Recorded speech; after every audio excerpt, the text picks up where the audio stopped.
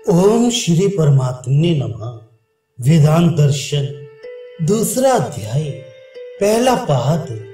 सांख्योग प्रधान को जगत का कारण ना मानने में संभावित दोषों का उल्लेख और उनका परिहार। पहले अध्याय में यह सिद्ध किया गया कि समस्त वेदांत वाक्य एक स्वर से परब्रह्म परमेश्वर को ही जगत का अभिन्न निमित्तोपादन कारण बताते हैं। इसलिए उस अध्याय को समन्वय अध्याय कहते हैं। ब्रह्म ही संपूर्ण विश्व का कारण है। इस विषय को लेकर श्रुतियों में कोई मतभेद नहीं है। प्रधान आदि अन्य जड़ वर्ग को कारण बताने वाले सांख्य आदि के मतों को शब्द प्रमाण शून्य बताकर तथा अन्य भी बहुत से हेतु देकर उनका निराकरण किया गया है। अब यह सिद्ध करने के लिए कि श्रुतियों का ना तो स्मृतियों से विरोध है और ना आपस में ही एक श्रुति से दूसरी श्रुति का विरोध है, यह अविरोध नामक दूसरा अध्याय आरंभ किया जाता है। इसमें पहले सांख्यवादी की ओर से शंका उपस्थित करके सूत्रकार उसका समाधान करते हैं। पहला सूत्र, यदि कहो प्रधान को जगत का कारण ना मानने से सांख्य स्मृति को मान्यता न देने का दोष उपस्थित होगा, तो ऐसा कहना ठीक नहीं है, क्योंकि उसको मान्यता देने पर दूसरी अनेक स्मृतियों को मान्यता न देने का दोष आता है।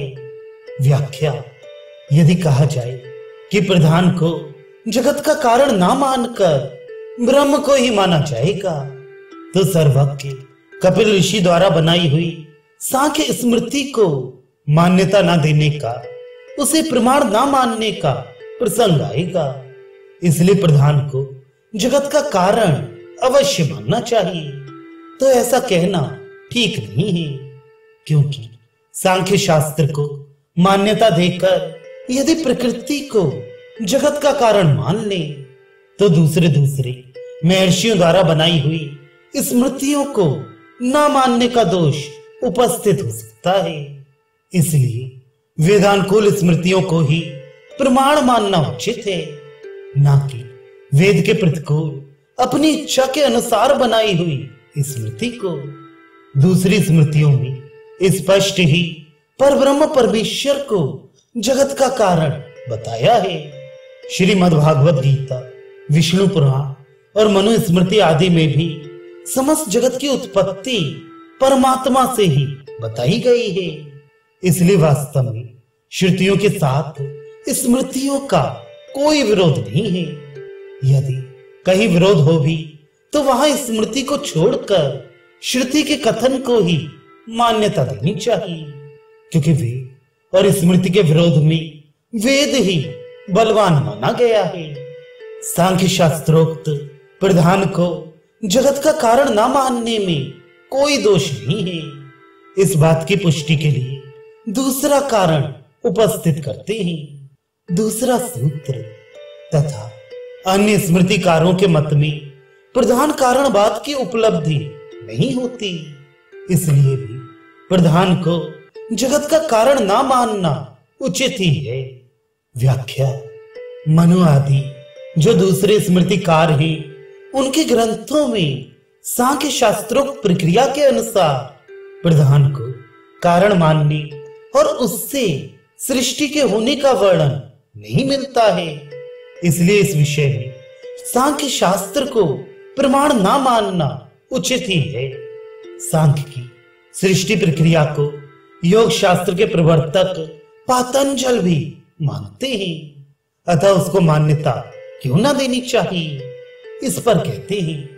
तीसरा सूत्र, इस पूर्वोक्त विवेचन से योग शास्त्र का भी प्रत्युत्तर हो गया।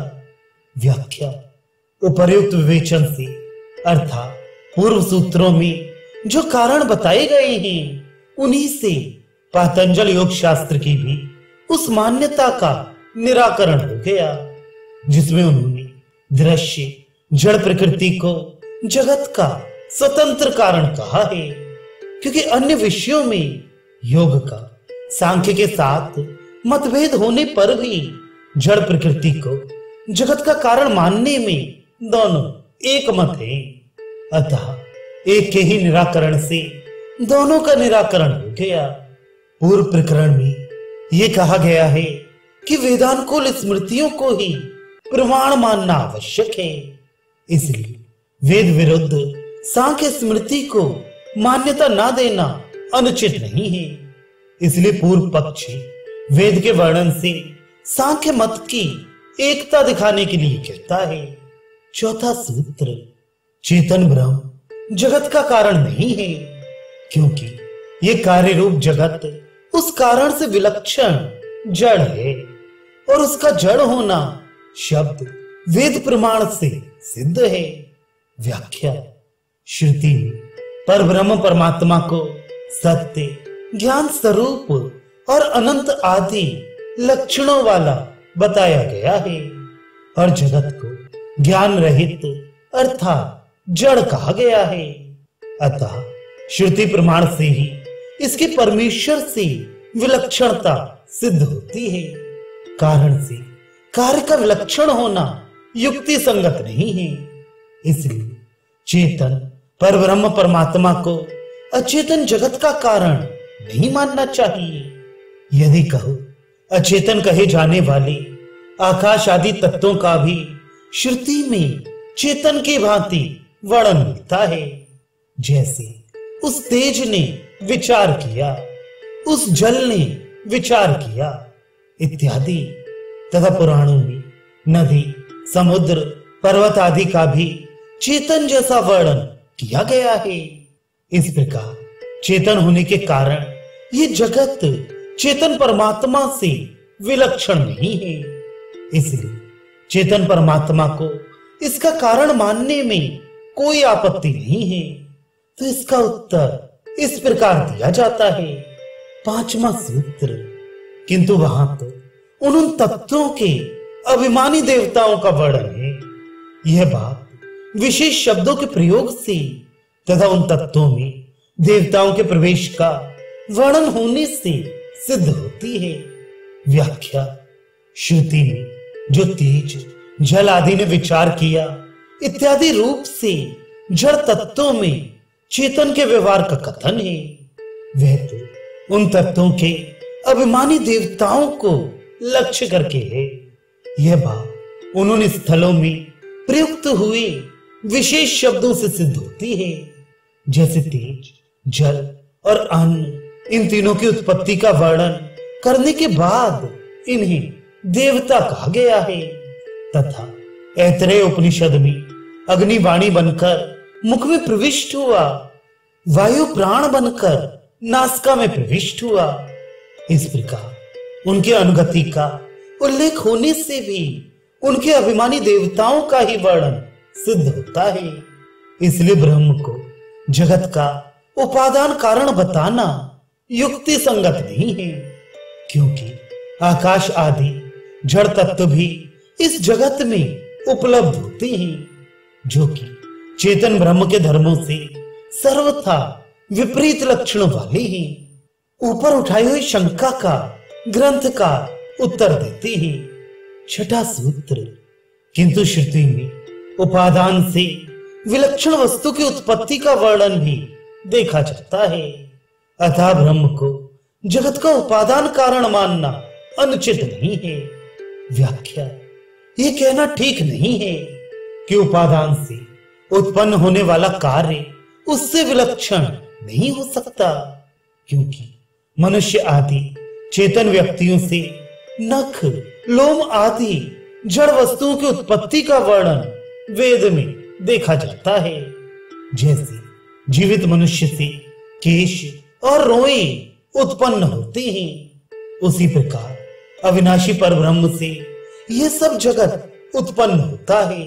सजीव चेतन पुरुष से जड़, नखलोम आदि की उत्पत्ति उससे सर्वथा विलक्षण ही तो है। अतः ब्रह्म को जगत का कारण मानना युक्ति संगत तथा श्रुति स्मृतियों से अनुमोदित है। इसमें कोई विरोध नहीं है। इसी विषय में दूसरी शंका उपस्थित करके उसका निराकरण करते हैं।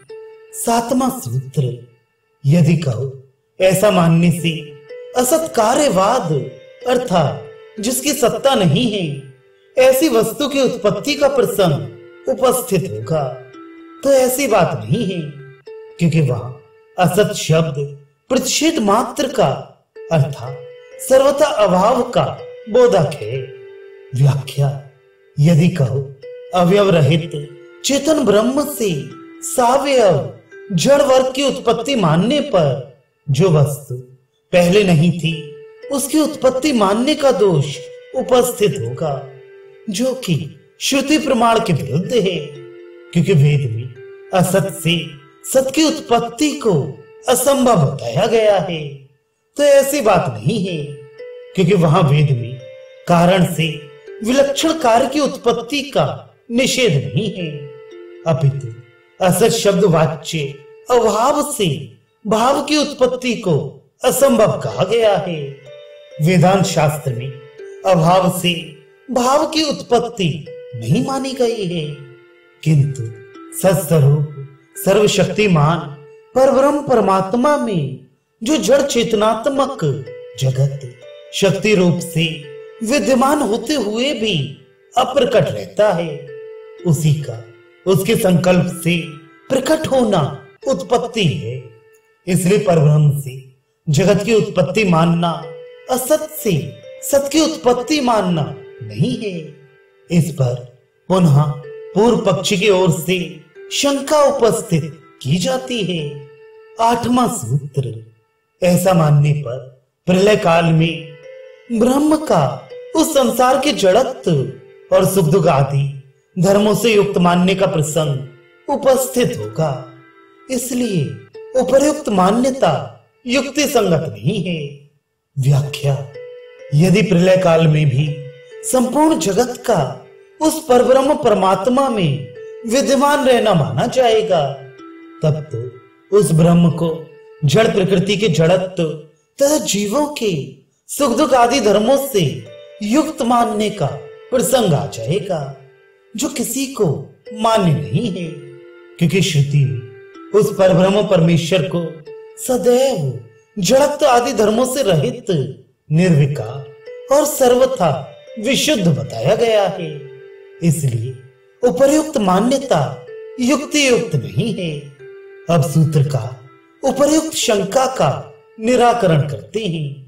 नौवां सूत्र, उपर्युक्त वेद सम्मत सिद्धांत में निसंदेह पूर्व सूत्र में बताए हुए दोष नहीं है, क्योंकि ऐसे बहुत से दृष्टांत उपलब्ध होते हैं जिनसे कारण में कार्य के विलीन हो जाने पर भी उसमें कार्य के धर्म नहीं रहने की बात सिद्ध होती है। व्याख्या, पूर्व सूत्र में की हुई शंका समीचीन नहीं है, क्योंकि कार्य के अपने कारण में विलीन हो जाने के बाद उसके धर्म कारण में रहते हैं, ऐसा नियम नहीं है, अपितु इसके विपरीत बहुत से दृष्टांत मिलते हैं। अर्थात जब कार्य कारण में विलीन होता है तब उसके धर्म भी कारण में विलीन हो जाते हैं, ऐसा देखा जाता है। जैसे स्वर्ण से बने हुए आभूषण जब अपने कारण में विलीन हो जाते हैं तब उन आभूषणों के धर्म स्वर्ण में नहीं देखे जाते हैं, तथा मिट्टी से बने हुए घट आदि पात्र जब अपने कारण मृतिका में विलीन हो जाते हैं तब घट आदि के धर्म उस मृतिका में नहीं देखे जाते हैं। इसी प्रकार और भी बहुत से दृष्टांत हैं। इससे यही सिद्ध हुआ कि प्रलय काल या सृष्टि काल में और किसी भी अवस्था में कारण अपने कार्यों के धर्मों से लिप्त नहीं होता है। उपर्युक्त सूत्र में वादी की शंका का निराकरण किया गया। अब उसके द्वारा उठाए हुए दोषों की उसी के मत में व्याप्ति बताकर अपने मत को निर्दोष सिद्ध करते हैं। 10वां सूत्र, वादी के अपने पक्ष में उपर्युक्त सभी दोष आते हैं, इसलिए भी प्रधान को जगत का कारण मानना ठीक नहीं है। व्याख्या। सांख्य मतावलंबी स्वयं ये मानते हैं कि जगत का कारण रूप प्रधान, अवयव रहित, अव्यक्त और अग्राह्य है। उससे साकार, व्यक्त तथा देखने सुनने में आने वाले जगत की उत्पत्ति मानना तो कारण से विलक्षण कार्य की उत्पत्ति मानने का दोष स्वीकार करना है, तथा जगत की उत्पत्ति के पहले कार्य के शब्द स्पर्श आदि धर्म प्रधान में नहीं रहते और कार्य की उत्पत्ति के पश्चात कार्य में आ जाते हैं। यह मानने के कारण उनके मत में असत से सत की उत्पत्ति स्वीकार करने का दोष भी ज्यों का त्यों रहा। इसके सिवा प्रलय काल में जब समस्त कार्य प्रधान में विलीन हो जाते हैं, उस समय कार्य के शब्द स्पर्श आदि धर्म प्रधान में नहीं रहते। ऐसी मान्यता होने के कारण वादी के मत में भी कारण में कार्य के धर्म आ जाने की शंका पूर्ववत बनी रहती है। इसलिए वादी के द्वारा उपस्थित किए हुए तीनों दोष उसके प्रधान कारणवाद में ही पाए जाते हैं। अतः प्रधान को जगत का कारण मानना कदापि उचित नहीं है। उपर्युक्त कथन पर वादी द्वारा किए जा सकने वाले आक्षेप को स्वयं उपस्थित करके सूत्रकार उसका निराकरण करते हैं। 11वां सूत्र। यदि ऐसा कहो कि तर्कों की स्थिरता न होने पर भी दूसरे प्रकार से अनुमान के द्वारा कारण का निश्चय करना चाहिए, तो ऐसी स्थिति में भी मोक्ष न होने का प्रसंग आ जाएगा। व्याख्या। एक मतावलंबी द्वारा उपस्थित की हुई युक्ति को दूसरा नहीं मानता, वह उसमें दोष सिद्ध करके दूसरी युक्ति उपस्थित करता है, किंतु इस दूसरी युक्ति को वह पहला नहीं मानता, वह उसमें भी दोष सिद्ध करके नई ही युक्ति प्रस्तुत करता है। इस प्रकार एक के बाद दूसरे तर्क उठते रहने से उनकी कोई स्थिरता या समाप्ति नहीं है, ये कहना ठीक है।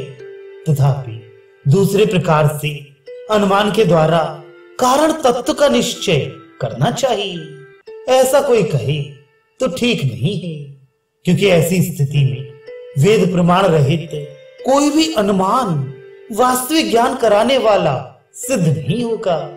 अतः उसके द्वारा तत्व ज्ञान होना असंभव है और तत्व ज्ञान के बिना मोक्ष नहीं हो सकता। अतः सांख्य मत में संसार से मोक्ष न होने का प्रसंग आ जाएगा। उपर्युक्त प्रकार से प्रधान कारणवाद का खंडन करके उन्हीं युक्तियों से अन्य वेद विरुद्ध मतों का भी निराकरण हो जाता है, ऐसा कहते हैं। 12वां सूत्र। इस पूर्व निरूपित सिद्धांत से शिष्ट पुरुषों द्वारा अस्वीकृत अन्य सब मतों का भी प्रतिवाद कर दिया गया। व्याख्या। 5वें सूत्र से 11वें सूत्र तक जो सांख्य मतावलंबियों द्वारा उपस्थित की हुई शंकाओं का निराकरण करके वैदिक सिद्धांत का प्रतिपादन किया गया है, इसी से दूसरे मत मतांतरों का भी जो वेदानुकूल न होने के कारण शिष्ट पुरुषों को मान्य नहीं है, निराकरण हो गया, क्योंकि उनके मत भी इस विषय में सांख्य मत से ही मिलते जुलते हैं। पूर्व प्रकरण में प्रधान कारणवाद का निराकरण किया गया। अब अगले प्रकरण में ब्रह्म कारणवाद में दूसरे प्रकार के दोषों की उद्भावना करके उनका निवारण करेंगे।